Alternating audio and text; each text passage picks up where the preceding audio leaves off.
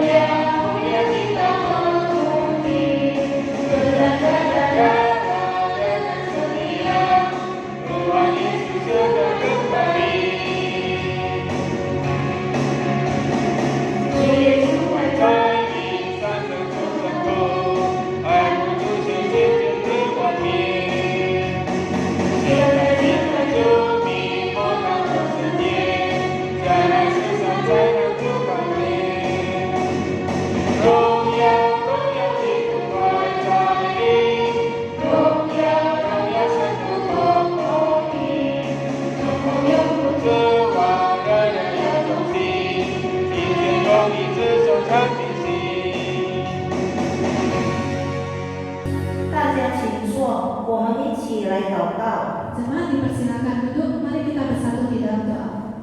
Bapa kami yang di surga, puji syukur kami panjatkan kehadiran-Mu ya Bapa atas segala kasih karunia dan berkat yang selalu Engkau berikan di dalam kehidupan kami. Tuhan, kami juga bersyukur karena pada pagi hari ini kami masih diberikan kesempatan untuk beribadah bersama walaupun hanya melalui rumah kami masing-masing untuk mengenang hari kenaikan-Mu ke surga. Bapa, Engkau adalah Allah yang Maha Pengasih dan Penyayang. Engkau rela mati di kayu salib untuk menembus dosa-dosa kami, dan sekarang Engkau telah kembali ke rumah Bapa untuk menyediakan tempat bagi kami di surga. Terima kasih ya Bapa. Bapa, sebentar lagi kami akan mendengarkan sebagian firman-Mu. Kiranya Bapa memberkati hamba-Mu yang akan menyampaikannya, sehingga apa yang disampaikannya berkenan di hati-Mu dan dapat memuliakan nama-Mu. Terima kasih ya Bapa. Kami berdoa hanya di dalam nama Yesus Kristus Juru Selamat kami yang hidup. 在诗节的神面前，我们以谦卑的心来认罪祷告。首先，我们来唱第2首诗歌《我永不忘记你》。 Di hadapan Tuhan yang Maha Kudus, marilah kita rendah hati mengakui dosa kita. Sebelumnya, marilah kita memuji Tuhan dengan lagu pujian Kau tak melupakan.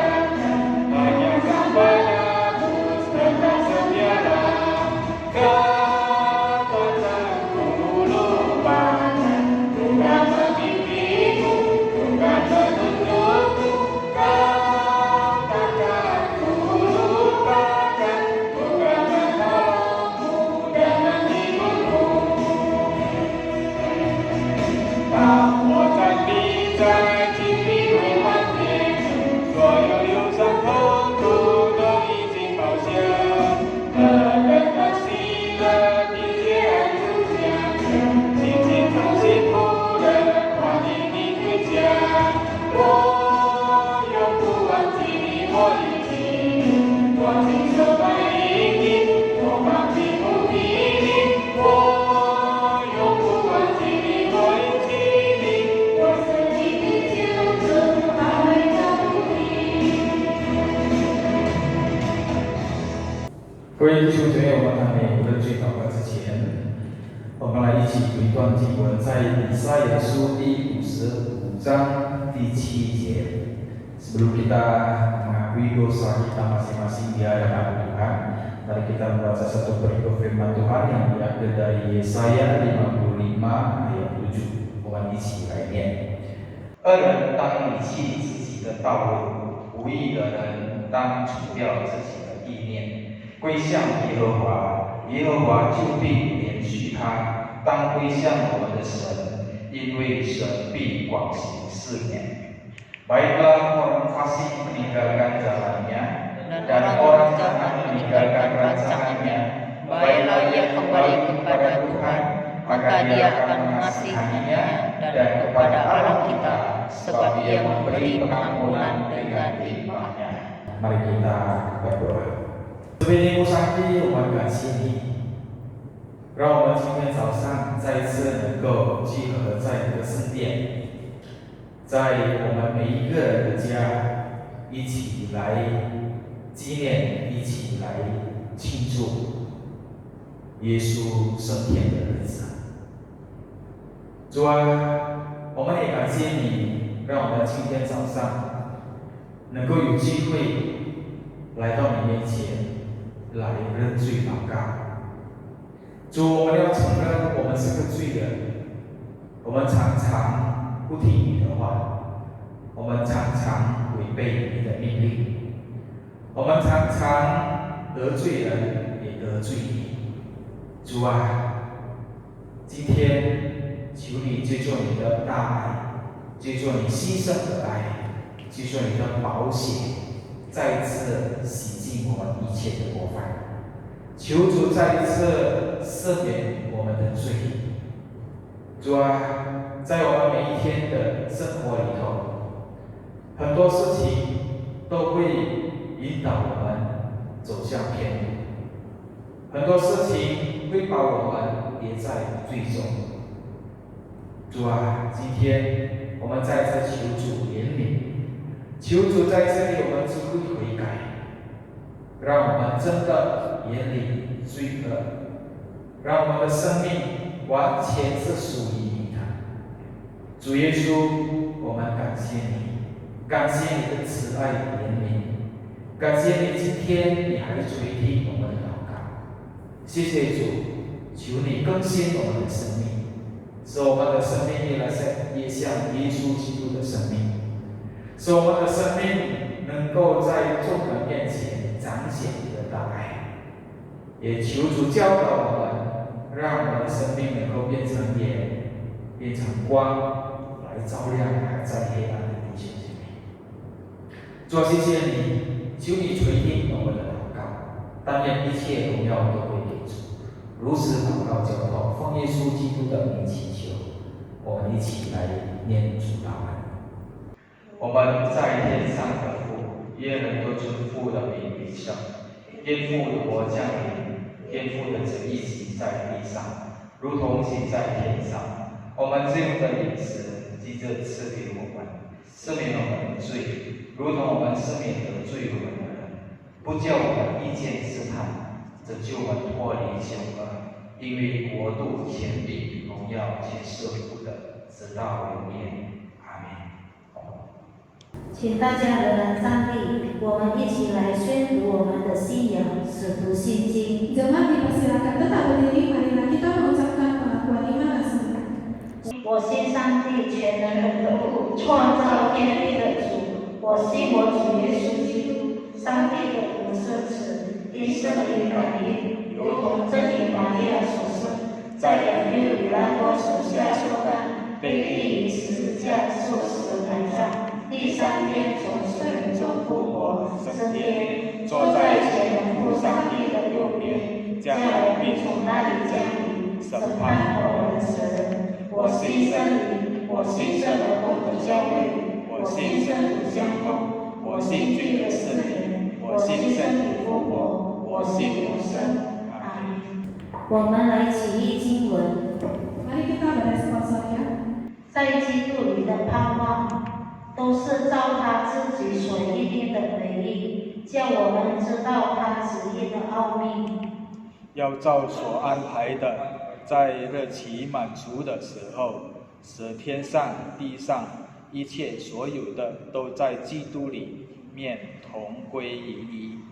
我们也在他里面得了旨意，这也是那位随机一行，做万事的，照着他旨意所预定的，叫他的荣耀从我们这首先在基督里有盼望的人可以得着称赞。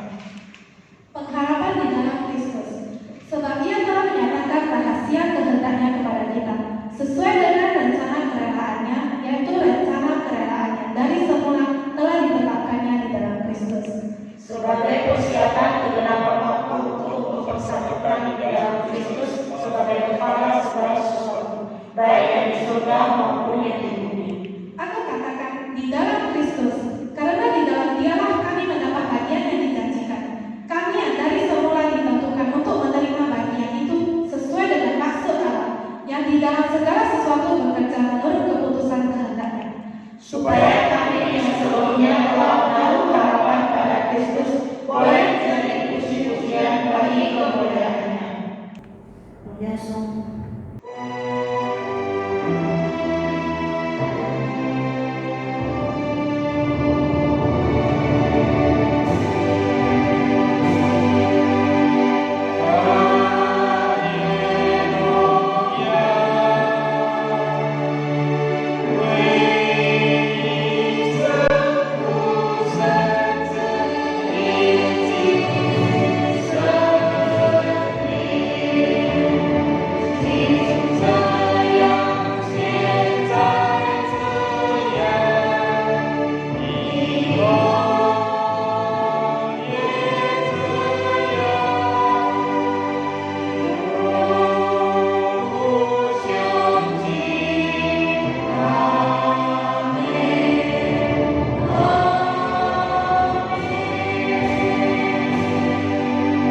Shalom, Bapak Ibu yang dikasihi di dalam Tuhan. Shalom. Pada pagi hari ini kita kembali bisa berkumpul bersama, kita memperingati hari kenaikan Tuhan Yesus. Baik, sebelum kita merenungkan sebagian firman Tuhan pada pagi hari ini, mari kita bersatu dalam doa. Bapa yang di surga, Bapa yang baik, di dalam sejarah manusia, Kau terus menyertai kami hingga pada pagi hari ini. Kami bersyukur memiliki Allah seperti Engkau. Sejak kelahiranmu dan kedatanganmu ke dalam dunia ini, bagaimana Engkau menjalaninya di dalam setiap pelayananmu, dan Engkau bersedia mengorbankan dirimu tersalib di atas kayu salib, dan hingga Engkau kembali ke surga. Bapa, semua ini Kau lakukan untuk menyatakan akan kasih-Mu di dalam seluruh kehidupan kami. Bapa, terima kasih untuk saat ini kami akan merenungkan sebagian firman Tuhan. Pada saat ini kami kembali akan mengingat saat-saat di mana Tuhan Yesus kembali ke surga. Biarlah firman-Mu sendiri yang berbicara kepada kami, mengajar kami makna akan kembalinya Tuhan Yesus ke surga. Terima kasih Bapa, bila perenungan pada pagi hari ini memberikan kami suatu pemikiran yang baru, konsep yang baru di dalam menjalani kehidupan kami selanjutnya. Terpujilah nama-Mu, kami berdoa dan mengucap syukur hanya di dalam nama Tuhan Yesus Juru Selamat yang hidup. Amin. Baik Bapak Ibu yang terkasih dalam Tuhan, hari ini kita sama-sama memperingati Tuhan Yesus naik ke surga, dan bahkan setiap tahun ya, kita memperingati. Hanya yang sangat disayangkan yang saya perhatikan selama ini adalah hampir hampir setiap tahun. Pada saat kita merayakan hari Natal, yaitu hari kelahiran Tuhan Yesus, hampir kita bisa melihat semua jemaat sibuk mempersiapkan ini dan itu, membuat semarak mungkin. Betul? Kita bisa rasakan itu semua. Lalu sampai di mana Tuhan Yesus mengorbankan dirinya, tersalib di atas kayu salib dengan hari Jumat Agung. Kita juga dengan hikmat, dengan khusyuk mengikutinya, merasakan penderitaan Tuhan Yesus, menyatakan kasih-Nya di dalam hidup kita. Yang disayangkan adalah Bapak Ibu sekalian, pada saat memperingati Tuhan Yesus naik ke surga, hampir momen seperti ini bahkan dilupakan. Bahkan ada yang tidak memperingatinya, dijadikan hari yang begitu saja, hari libur. Kalau kita renungkan kembali, kita feedback kembali, ada kelahiran Tuhan Yesus, ada penderitaan Tuhan Yesus. Nah, Tuhan Yesus naik atau kembali ke surga, sebenarnya ini juga adalah satu momen yang harus kita peringati, yang tidak boleh dihilangkan. Dan kita tidak bisa mengatakan karena kelahiran Tuhan Yesus itu penting, atau karena penderitaan Tuhan Yesus itu penting, tapi kita melalaikan kenaikan Tuhan Yesus ke surga. Bapak Ibu yang terkasih di dalam Tuhan, marilah kita setiap tahunnya jangan melewatkan hari Tuhan Yesus naik ke surga. Nah, pada pagi hari ini, sebagai satu perenungan saja bagi kita semua, dan kenapa Tuhan Yesus naik ke surga. Pertama-tama marilah kita baca satu berikut firman Tuhan yang kita ambil dari Kisah Para Rasul 1 ayat 9 sampai 11. Kisah Para Rasul 1 ayat 9 sampai 11. Di sini mengatakan demikian. Sesudah dia mengatakan demikian, terangkatlah ia disaksikan oleh mereka, dan awan menutupnya dari pandangan mereka. Ketika mereka sedang menatap ke langit, waktu ia naik itu, tiba-tiba berdirilah dua orang yang berpakaian putih dekat mereka, dan berkata kepada mereka, "Hai orang-orang Galilea, mengapakah kamu berdiri melihat ke langit? Yesus ini yang terangkat ke surga, meninggalkan kamu, akan datang kembali dengan cara yang sama seperti kamu melihat dia naik ke surga." Bapak Ibu yang terkasih dalam Tuhan, peristiwa kenaikan Yesus ke surga adalah sebuah momen penting juga di dalam kehidupan kita sebagai orang yang percaya. Kita harus tahu kenapa dia harus naik ke surga. Bapak Ibu yang terkasih dalam Tuhan, pagi hari ini ada beberapa poin yang perlu kita renungkan. Dan mungkin selama ini kita melewatinya begitu saja, tapi biar kesempatan di pagi hari ini, mari kita sama-sama merenungkan. Yang pertama, mengapa Tuhan Yesus kembali ke surga? Mengapa Tuhan Yesus kembali ke surga? Pernahkah kita merenungkannya? Atau sama sekali kita tidak peduli akan hal ini? Yang kedua, kita juga akan merenungkan apakah suatu hari nanti Tuhan Yesus akan kembali ke bumi lagi. Pernahkah kita merenung? Pernahkah kita memikirkan hal ini? Yang ketiga yang akan kita renungkan, untuk apa Tuhan Yesus kembali ke surga? Kenapa dia harus kembali ke surga? Nah, Bapak Ibu yang terkasih di dalam Tuhan, yang pertama, mengapa Tuhan Yesus kembali ke surga? Kenapa dia harus kembali ke surga? Banyak pemikiran-pemikiran dalam hal ini. Ada yang mengatakan ya, memang sudah waktunya dia harus kembali. Ada yang mengatakan, oh mungkin dia tidak suka di bumi, dia kecewa dengan kehidupan manusia, bagusan dia kembali. Pokoknya banyak sekali pemikiran manusia. Tetapi menurut firman Tuhan apa? Dari firman Tuhan kita bisa melihat jawab Yesus. Dan artinya Yesus sendiri yang mengatakan, kan? Dia katakan, kerajaanku bukan dari dunia ini. Jika kerajaanku dari dunia ini, pasti hamba-hambaku telah melawan supaya aku jangan diserahkan kepada orang Yahudi. Akan tetapi kerajaanku bukan dari dunia ini. Saudara-saudaraku yang kasih dalam Tuhan, kenapa Tuhan Yesus kembali ke surga? Memang dunia ini bukan tempat asal Dia.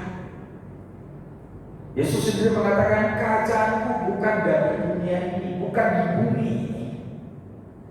Kerajaan Dia, tempat asal Dia adalah di surga. Bapak Ibu yang terkasih dalam Tuhan. Nah, itu yang pertama. Ya. Jadi kita harus jelas kenapa Tuhan Yesus kembali ke surga. Karena dunia ini bukan asalnya Tuhan Yesus. Jadi Dia harus kembali.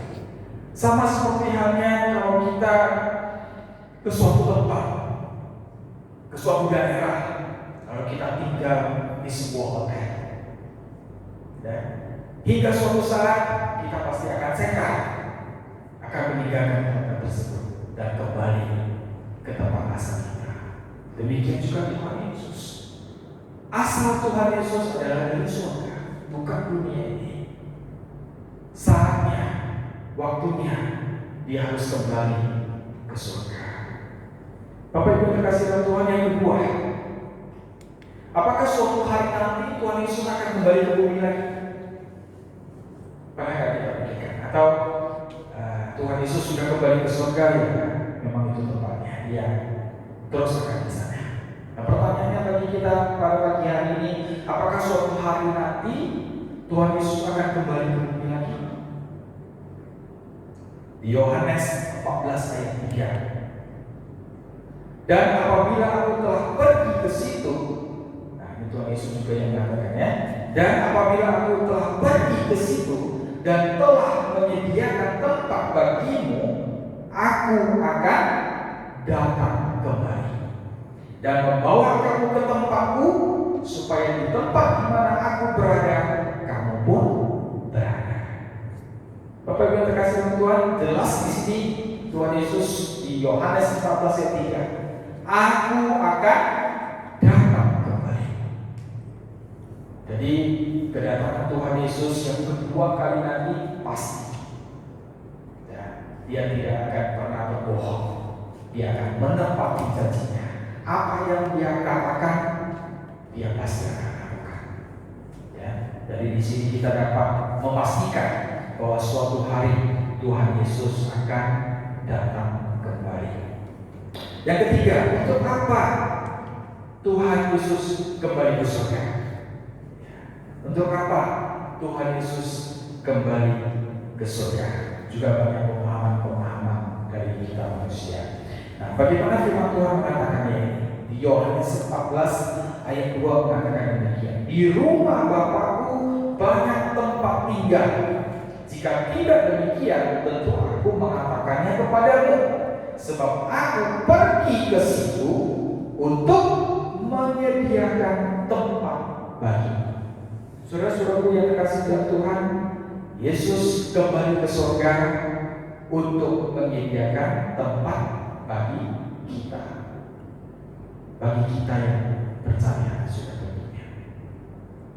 Nah, Yesus kembali ke surga di sini meyakinkan kepada kita, Dia harus kembali karena Dia mau mempersiapkan tempat bagi kita yang percaya. Otomatis tidak ada tempat bagi mereka yang belum percaya atau tidak percaya.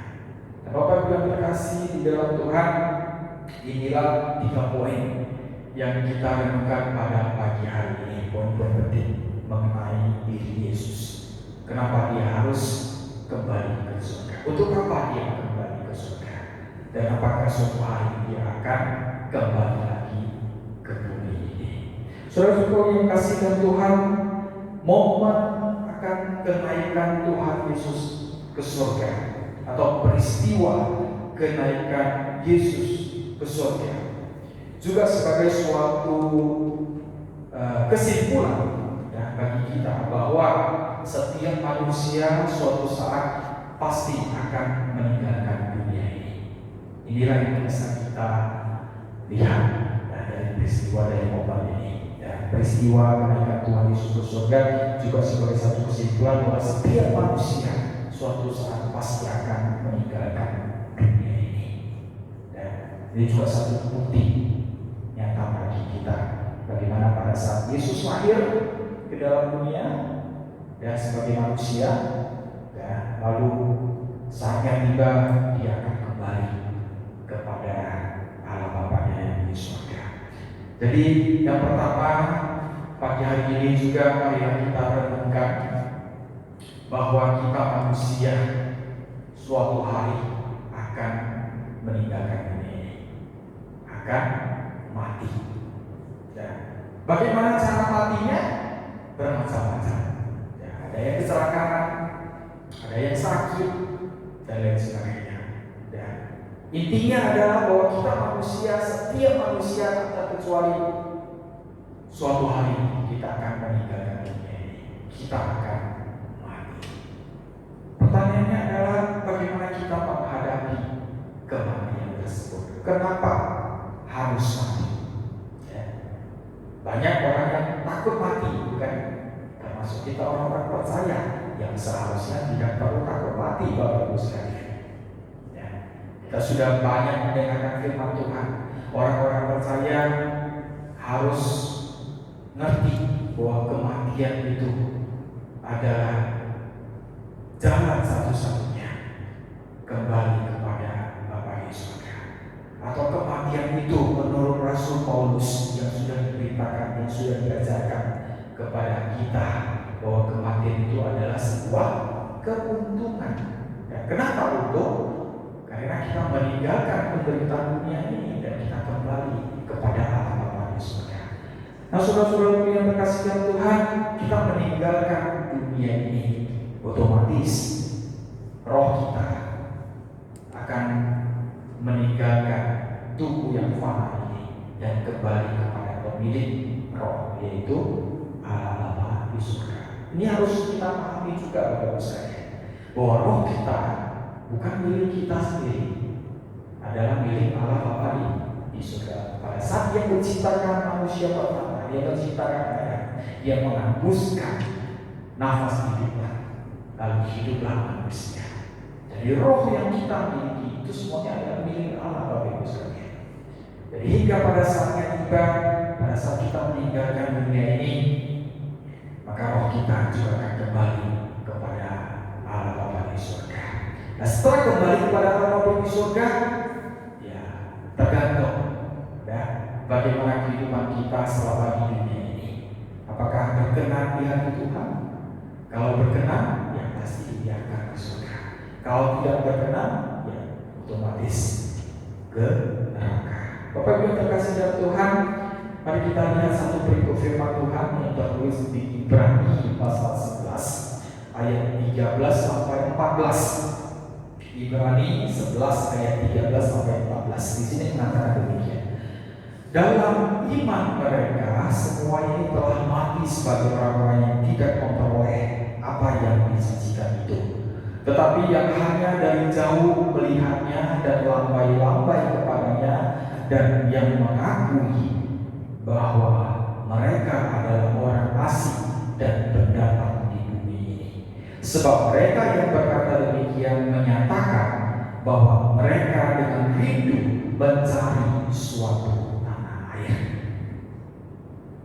Perikop firman Tuhan ini berbicara soal iman. Begitu banyak tokoh-tokoh Alkitab yang sudah menunjukkan imannya. Kalau kita baca dari Ibrani pasal 11 ayat 1, dan di sana menyaksikan beberapa tokoh dan termasuk Abraham, dan bagaimana pada saat Tuhan menyuruh mengorbankan anaknya, ya. Lalu pada saat Nuh disuruh Tuhan membuat bahtera, Nuh gak tahu apa yang akan terjadi. Nuh melakukannya saja. Ya. Banyak contoh yang sudah dilukiskan, yang sudah diberi diberitakan dalam firman Tuhan. Ya. Orang-orang ini dikatakan mereka adalah orang-orang asing dan pendatang di bumi ini. Artinya mau mengatakan kepada kita bahwa kita semua umat manusia sebenarnya adalah orang asing, adalah pendatang di bumi ini. Dengan kata lain, bumi ini adalah tempat yang sementara Bapak Ibu sekalian. Dan suatu hari kita akan meninggalkan dunia ini. Di sini mengatakan sebab mereka yang berkata demikian menyatakan bahwa mereka yang rindu mencari suatu tanah air. Bapak Ibu yang terkasih dalam Tuhan, apakah kita rindu kembali ke surga? Apakah kita rindu suatu hari akan kembali ke tempat asal kita? Ini juga yang perlu kita renungkan. Yang mungkin selama ini kita tidak memikirkan. Jika saya mati nanti, jika saya meninggal nanti, tidak tahu harus bagaimana. Nah, Bapak Ibu yang terkasih dalam Tuhan, dia perenungan penting di dalam kehidupan kita sebagai umat percaya. Bagaimana pada saat kita meninggalkan dunia ini? Yakinkah kita bahwa Tuhan sudah menyiapkan tempat bagi kita dan Dia akan membawa kita ke sana?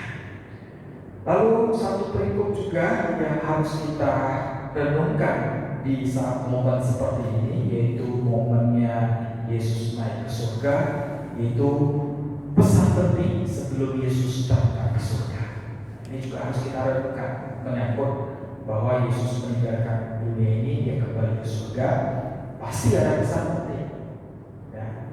Yang pertama-tama diberitakan kepada murid-muridnya. Di Kisah Para Rasul 1 ayat 8 mengatakan demikian, inilah pesannya. Tetapi kamu akan menerima kuasa kalau Roh Kudus turun ke atas kamu, dan kamu akan menjadi saksiku di Yerusalem dan di seluruh Yudea dan Samaria dan sampai ke ujung bumi. Pesan Tuhan apa? Pesan Tuhan Yesus di sini apa? Yang pertama adalah bahwa Dia akan memberikan kita kuasa. Ingat Bapak Ibu yang terkasih dalam Tuhan, Tuhan memberikan kita kuasa. Artinya Tuhan selalu menyertai kita. Lalu pesan Dia, pesan Tuhan Yesus, kamu akan menjadi saksi. Tuhan ingin kita menjadi saksi. Saksi Kristus. Bagaimana selama ini Tuhan sudah menyertai kita, sudah membimbing kita, sudah menjaga, memberikan kekuatan kita, sudah memimpin perjalanan hidup kita yang penuh dengan penderitaan ini, dan kita bisa sampai saat ini. Semuanya adalah dalam pimpinan Tuhan. Dari Tuhan ini kita menjadi saksinya. Beritakan, nyatakan, sampaikan kepada orang-orang di sekitar kita yang belum percaya kepada Dia. Dengan kata lain, Tuhan ingin kita semua suatu hari kelak semuanya ada di surga. Nah, Bapak Ibu terkasih dalam Tuhan, sebagai penutup, marilah kita sama-sama kembali merenungkan pernyataan ini.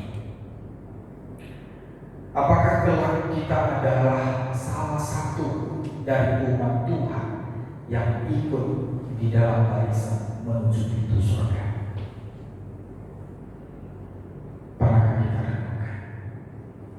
Apakah kelak kita adalah salah satu dari umat Tuhan yang ikut di dalam barisan menuju pintu surga? Saya percaya kita semuanya ke surga. Kita tidak ingin ke neraka, kecuali pasrah. Tapi umumnya semua orang, semua manusia pasti ingin ke surga. Tapi pertanyaannya adalah, apakah kita sudah yakin akan bimbingan Tuhan? Apakah kita sudah yakin Tuhan sedang menyiapkan tempat bagi kita di surga?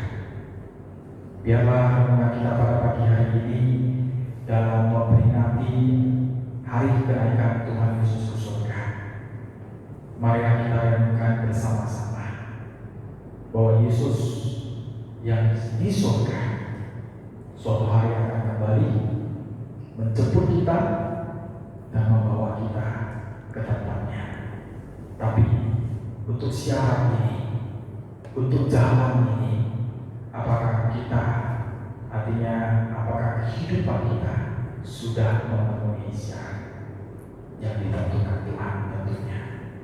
Baik Bapak Ibu yang dikasihi Tuhan, mari kita berdoa.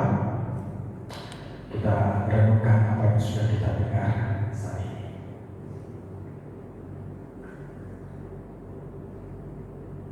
Tuhan Yesus, terima kasih atas kesempatan yang masih Tuhan berikan. Terima kasih untuk pagi hari ini kami bisa kembali bersama-sama merenungkan firman Tuhan. Di momen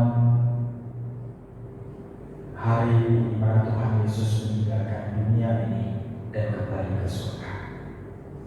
Biarlah momen ini sebagai momen penting di dalam kehidupan kami sebagai umat yang percaya bahwa Tuhan pergi, bahwa Tuhan kembali ke surga. Tuhan mempersiapkan tempat bagi kami, dan janji Tuhan akan kembali untuk menjemput kami. Bapa, terima kasih di dalam seluruh kehidupan kami. Engkau terus membimbing kami, menuntun kami melalui firman-firman Tuhan yang sering kami dengar. Engkau terus mengingatkan kami, menyadarkan kami bahwa tempat kami bukanlah di dunia ini. Suatu hari kami akan kembali, suatu hari kami akan meninggalkan dunia ini dan kembali ke tempat yang sudah Tuhan Yesus sediakan. Terima kasih Bapa, Engkau baik, Engkau mengasihi kami. Terpujilah namamu, kami berdoa dan mengucap syukur hanya di dalam nama Tuhan Yesus Juru Selamat kami yang hidup. Amin. 我们一起来唱第3首诗歌，主必回来，不久回来，来回应上帝的话，一边说奉献。 Marilah kita memuji Tuhan dengan lagu pujian saat Ia akan datang.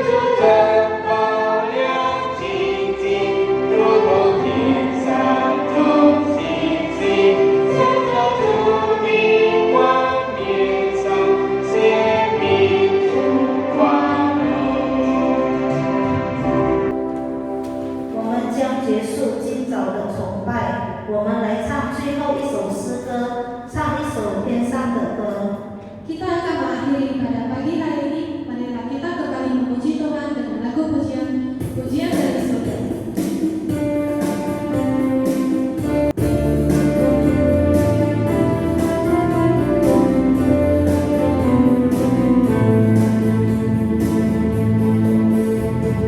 Sendiri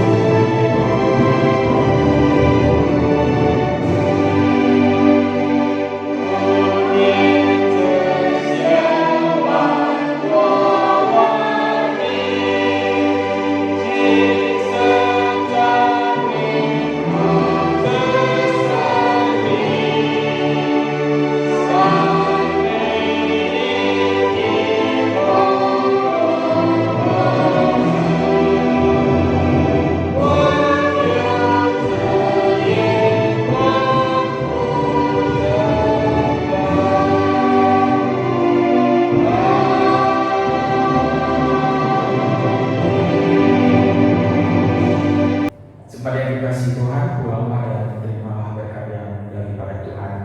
Pengalah yang bisa sampai bersyukur. 但愿我们主耶稣基督的恩惠、上帝的慈爱与怜悯、圣灵的感动与充满，常与大家同在，从今时直到永永远远。Kiranya anugerah daripada Tuhan kita Yesus Kristus, kasih sayang dari Allah Bapa di surga, serta persekutuan dengan Roh Kudus yang selalu menyertai, melindungi dan memberkati saudara-saudari sekalian, mulai hari ini, besok sampai selama-lamanya. Amin.